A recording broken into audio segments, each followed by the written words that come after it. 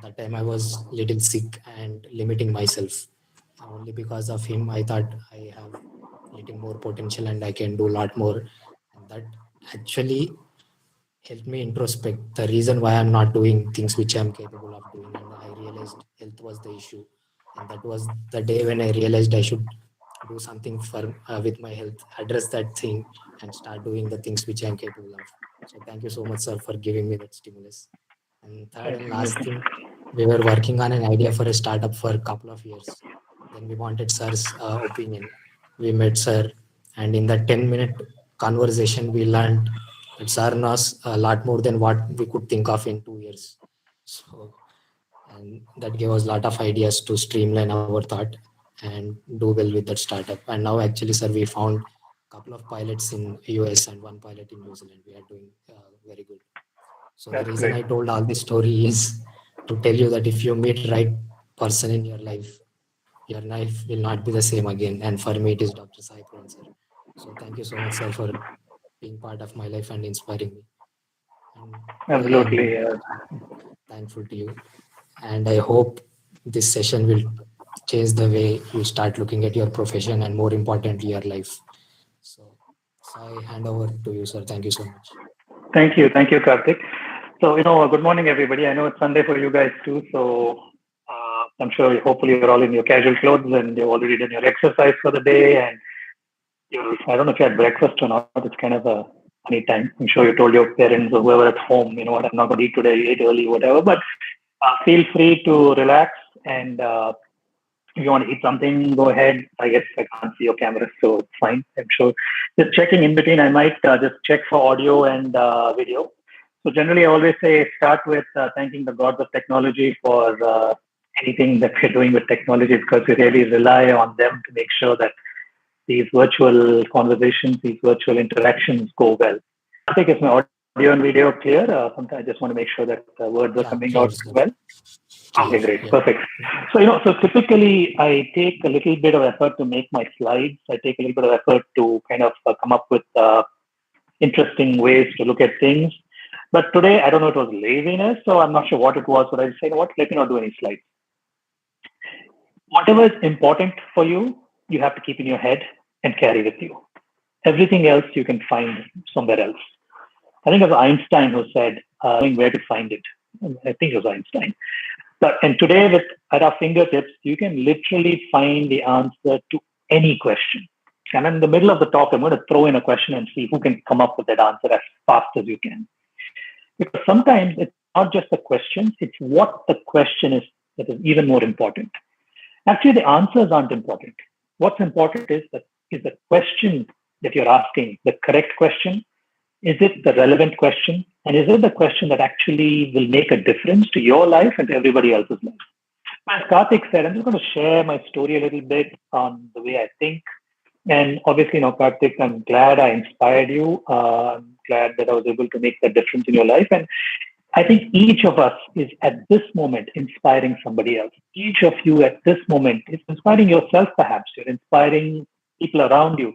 People are watching what you do and mimicking what you do. And as human beings, we're a social species. There's research that shows that all of us have mimic neurons, which actually tell us to do what the other person is doing. And we learn that as babies. We see how to walk, how to talk. We learn it from everybody else. And our behavior is modeled based on what we see around us, which is why, the scriptures of every religion tells us associate with good people, associate with positive things. And the newfound new age knowledge of gratitude, of positive thinking is all based on this science. So today's talk is going to be a little bit about my view on life. It is going to be a little bit about what I would suggest is a way to use your learning and your degrees, and a way to perhaps take from this Sunday morning a message that you can use for the rest of your life. The more and more I give talks, the more and more I kind of get meetings, the more and more I interact with people, and the more I think about it, I've realized that if you can't make a difference from your interaction with somebody, it really is not of any use. With each interaction, you should say, I'm going to make a difference to people's lives. Now, I'll be very honest. I'm a procrastinator. If you ask my wife, she will tell you, what? Why haven't you done this 1, 2, 3, 4, 5 things? And absolutely, we are all species in evolution. We're all learning. We're all trying to get better versions of ourselves made. And from that standpoint, I think it's important for us to realize that you have to keep reinventing yourself every moment. Because the only moment that you really have is now. And some of you have heard my talks before. Have heard me say that the past is history, the future is a mystery, and today is a gift, and that is why it is called the present. And this very moment is the only time in your control. In fact, even that is not in your control, but that is the only time that you have. And if you can use that moment to make a difference to your life, to somebody else's life, that's worth living. I picked this topic because of two reasons. One, there is a huge need in critical care for resources, especially skilled resources. And my understanding is that people who have trained in the Pharm.D degree are looking for a place to fit in and figure out their careers, figure out a way to actually make a difference with the healthcare ecosystem of the country and the world. Many of your seniors have already gone abroad. I've met some of them. I've interacted with many people who are currently in India who are doing amazing work in hospitals, in industry, among different kinds of research institutions. They're publishing. They're making a difference at every level. Some of them have said, I'll do something else. So, and some of them have started startups and they're training and teaching people. And I think one of the things to realize is that knowledge, learning, degrees are only just plain labels. Ultimately, what matters is what is the outcome of all of this education? Education is for life, not just for a living. And what you need to do is to try to use your education to make an impact on the lives of people around you. Now, we all must realize that money is extremely important. We have to have an earning. We have to have a way to earn money to make sure that you're able to make a difference to people's lives. You have to make a difference to the lives, your own life. There is nothing wrong with money. Now, it is important for us to realize that what is more critical is what we do with that money is what matters. And I'm going to give you ideas on how you can use your training because to me, there is a gap in critical care. There is a gap in the knowledge base that the healthcare industry has kind of currently has in terms of critical care infrastructure. And that is a gap that all of you can fill in. The other big message I'm going to share with you today is that it is very important that we remember the alphabet C. Some of you heard me jokingly when you're doing multiple choice questions, I often say, when in doubt, pick C. And sometimes the longest choice and you don't know the answer, just pick C. So sometimes that's the right answer. I don't follow this all the time, but that's what works for me. But the other thing is when you look at the alphabet C, you look at ICU, intensive care unit, right? Out of that, care is critical. It is critical to care. And if you can care, intensive care is easy to do. The other way to look at C is to see, to look.